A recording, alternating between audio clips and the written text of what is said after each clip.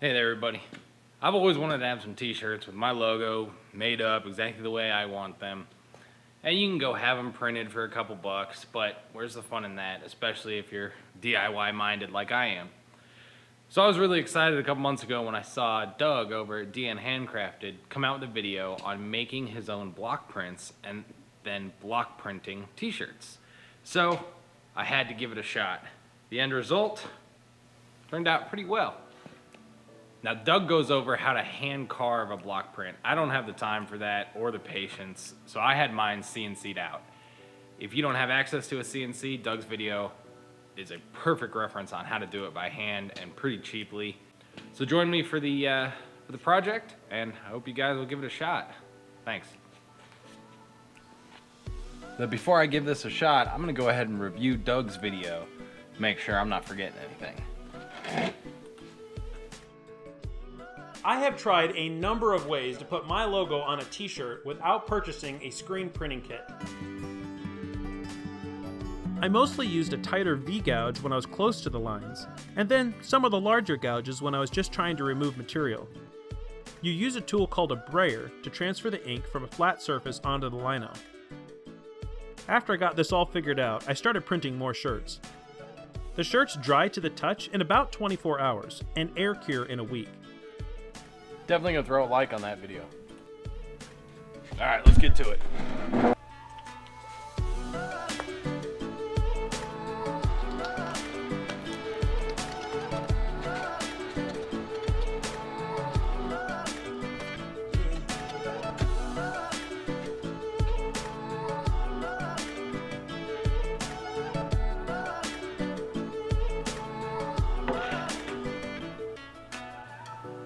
Huh. It's definitely not perfect, but it's pretty interesting.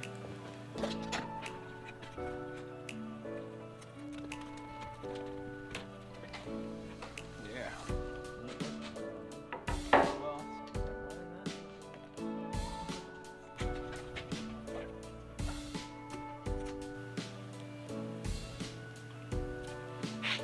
Hey, that one's pretty good.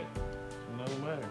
I like it. I like the kind of, you know, not, yeah, the not perfect. Solid, yeah. Yeah. All right, dude, let's try a real one.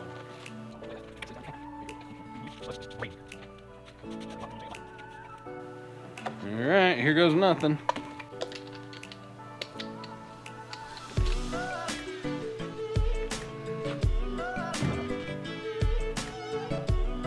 We don't want that. Want the middle of my sleeves. Right, center it up right there.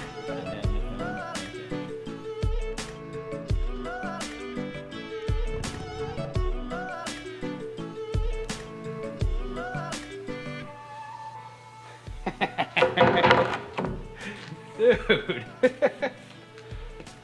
that's pretty good. It works. I like that. All right, we're gonna try another test of using a whole lot of ink as opposed to going pretty light on it. Oh, I got an artistic shadow on that one. That didn't work.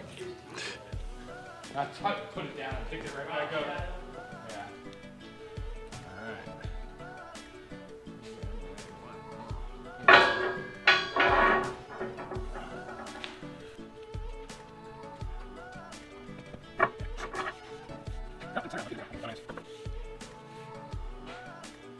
That's pretty close there.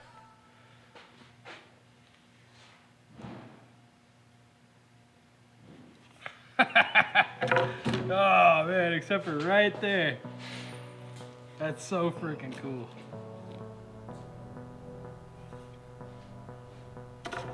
Okay, so I definitely need to use more ink. Fabric ink. Roll it out with a brayer. More ink is more better, it seems like.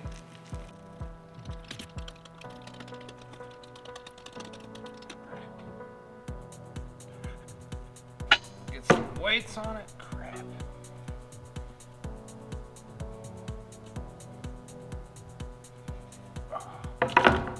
There you go. Block printed t-shirt. All right, so I've taken the second one of these stamps that I had CNC'd out when I was up at Izzy Swan's Swan Dive Studios, And I've coated this one in a couple coats of Plasti Dip, which gives it just a little bit of a flexible texture. And we're gonna see if that comes out with better prints than the previous attempt or method.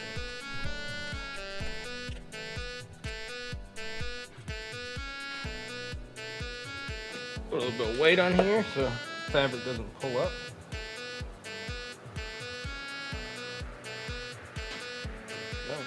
So here we go, here's our 2 attempts. This is the one I did with the MDF with clear coat on it, so I had a pretty smooth surface. And this one's with the Plasti Dip. Obviously it's got this texture because of the fabric. A couple spots here, I had the ink on a little heavy, and that shows through. And this one over here, double printed. So that's why you do test pieces on shirts you don't care about.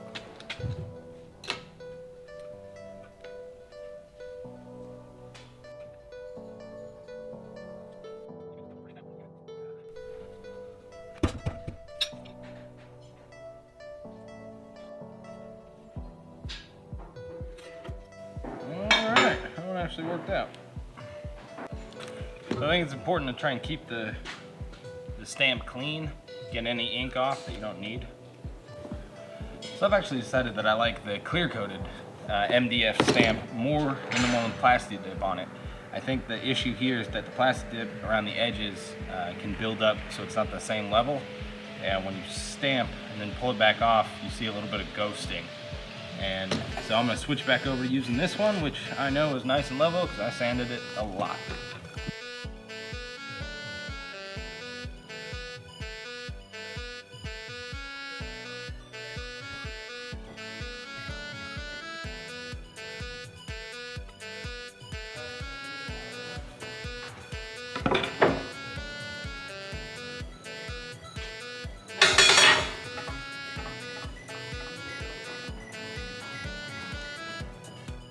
These shirts turned out great in my opinion.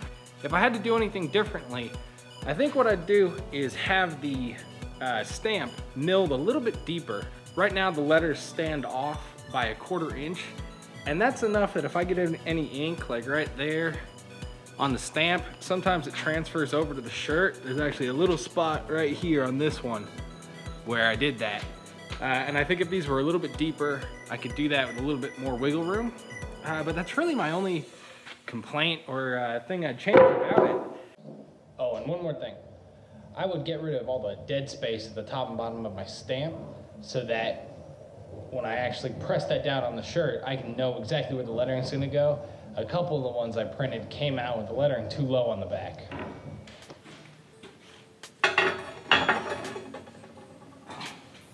Who's an idiot? I got a tramp stamp shirt now. Damn it. All right, so if you guys want to make your own block prints like this, I've got links in the description to the ink and the brayer, which are the tools you need to do it. You're into it for less than 20 bucks. You support the channel, you use those links down there, and I appreciate that. If you thought the video earned it, give it a like. If you have any questions, throw them down in the comments. I'll be sure to get to them. Don't forget to watch Doug's video on how he did it over at DN Handcrafted. And if you want to see some of my future projects, like this bench right here, go ahead and subscribe. Thanks. Alright guys, thanks for watching along with that build. Blech. Wasn't a build, I made t-shirts.